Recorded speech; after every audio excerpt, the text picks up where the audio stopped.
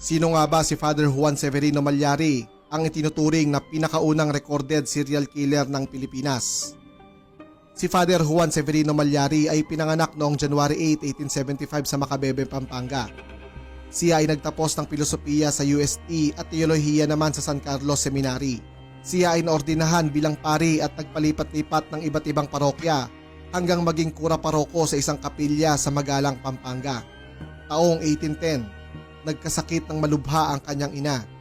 Kasabay ng pagkakasakit ng ina ni Malyari ang pagkasira ng kanyang ulo. Naniwala siya na ang kanyang ina ay nabiktima ng isang kulam at ang gamot dito ay ang pagpatay ng tao.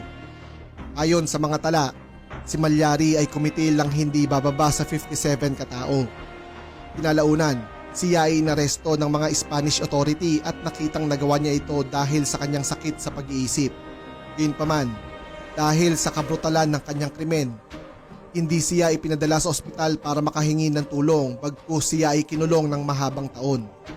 Makalipas ng pagkakabilanggo, siya ay binigti sa Maynila noong 1840.